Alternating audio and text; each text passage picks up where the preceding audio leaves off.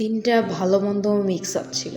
কেন বলছি? কারণ সকালে উঠে দেখি রাতে যে ঝড় হয়েছিল সেটাই আমার গাছটা ভেঙে গেছে, আমার যে মরিচ গাছটা ছিল।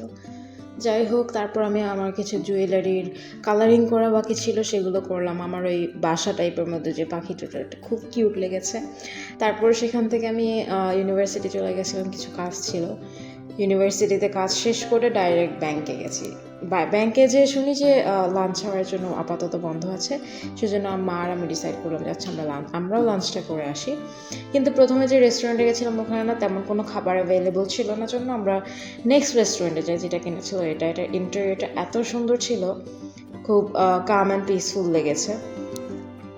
মজার বিষয়টা হলো যে এই রেস্টুরেন্টে ইউজুয়ালি আমি রেস্টুরেন্টে কখনো এটা দেখি না, বাট এখানে না বেবি ক্রিব ছিল। ক্রিব না তো, এটাকে কী বলে আমি ঠিক জানি না, তবে বাচ্চাদের বসার জায়গা এই টাইপের সিটগুলো ছিল, যেটা খুব ইন্টারেস্টিং লেগেছে। খাবারটাও বেশ ভালো ছিল। চিকেন ফ্রাইটা আমার একটু অ্যাভারেজ লেগেছে, বাকি সব কিছুই মোটামুটি ভালো ছিল। মা ওদিকে I don't know fish related কিছু নিয়েছিল, আমার ভালো লাগেনি ওটা। আমি খাইনি, আমার দেখাই ভালো লাগেনি, আমার মাছ পছন্দ না। যাই হোক, তারপর সব কিছু ব্যাংক সহ কাজ টাজ করে বাসায় আসলাম। এসে এই যে আমার বিড়াল বসে আছে আমার জন্য।